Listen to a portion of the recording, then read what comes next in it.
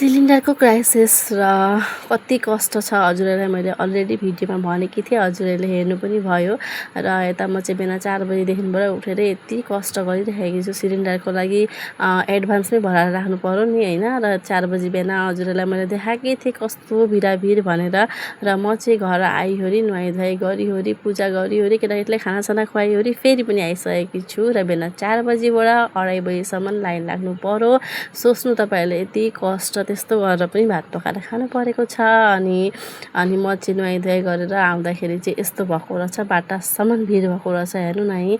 र बिहान 4 बजी जाँदाखेरि पनि म चाहिँ 80-90 भन्दै थिएँ, भरे लास्टमा गएर त 100-110 जति नम्बरमा पो पऱ्यो त। माझमा आएर पसेँ। त्यो चाहिँ अब डेली आएर काट्नेहरूको हुँदो रहेछ नि त, त्यस्तै खालको अब व्यापार जस्तै खालको नि त। अनि त्यसले गर्दाखेरि चाहिँ अनि यता हेर्नु सक्नुहुनेछ सबैजनाले छाया खोज्दै बसिराख्नु भएको छ। र मैले चाहिँ अब फाइनल्ली सिलिन्डर पनि भेटेँ होइन। सिलिन्डर भेटेर अनि म चाहिँ घरमा आइसकेँ। घरमा आएर चाहिँ कामसाम सकेर बेलुका भयो। अनि केटाकेटीले चाहिँ मेला घुम्न जाने भनेर भन्न थाले। र अब लिएर जानै पर्यो। अनि उधर वेटारमा चाहिँ मेला चल्दैछ र गर्मी यस्तो छ भने नि मान्छे चाहिँ एकदमै छैनन् मेलामा। र आएर चाहिँ म बाबुलाई भनिरहेको थिएँ, बाबु मान्छे चाहिँ एकदमै छैनन्, अक्कै लाग्यो भनेर। र पनि अब केटाकेटीले कहाँ मान्छन् र मेला भनिसकेपछि अनि सबै थोक नै छ खेल्ने ओर्ने होइन। तर भए तापनि मान्छे नहुँदा राम्रो लाग्दो रहेछ। र बाबुले चाहिँ अब जाम्पिङ खेल्छु भन्न थाल्यो। र बाबुले चाहिँ जाम्पिङ खेल्दैछ। छोरी चाहिँ अब खेल्दिनँ एक खालको, अब ठुली पनि भई त्यहाँ माथिबाट धेरै पनि जान छैनन्, एक्लै दुक्लै खेल्दा पनि राम्रो लाग्दैन भन्न थालेँ। र छोरोले मात्रै खेल्यो, मेरो छोरी त अब अलिकति बुझ्ने पनि भयो, त्यति टेन्सन पनि छैन। र छोरोले खेल्यो। त्यहाँ पछि मेला आइसकेपछि यो चाहियो त्यो चाहियो केटाकेटीको सबैजनाको। अहिले चाहिँ बल्ल अलिअलि मान्छे पनि आउन थाले। र धेरै गर्मीले गर्दा पनि होला डेली आएका मान्छेहरू चाहिँ होइन। अनि हामी आमा छोरीले चाहिँ एक दुईवटा फोटो खिच्यौँ, भिडियो अलिकति बनायौँ।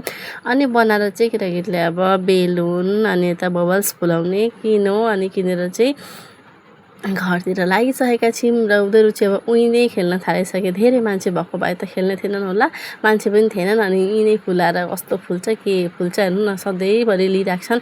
भए तापनि कहिल्यै नदेखे जस्तो केटाकेटीले चाहिँ हेर्नु त है। र अब उनीहरू सँगसँगै म पनि अब भिडियो बनाउनु पर्यो नि, उनीहरू सँगसँगै म पनि इन्जोय गर्नु पर्यो होइन। केटाकेटीसँग हिँडेपछि आफू पनि केटाकेटी जस्तै हुनुपर्छ। अनि छोरीले फुलाउँदैछ, छोरो फुटाउँदैछ।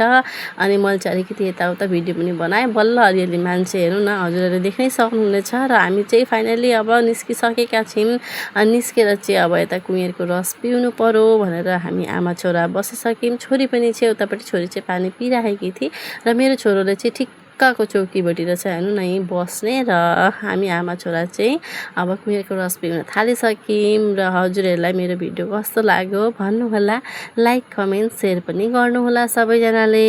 र यस्तै सानो ब्लगहरू लिएर आउनेछु। धेरै लङ बनाउन मुस्किल छ। र अहिले त पानी पनि बढ्न आँटिरहेछ कस्तो। र गुड नाइट सबैजनालाई, बाई बाई, स्विट ड्रिम।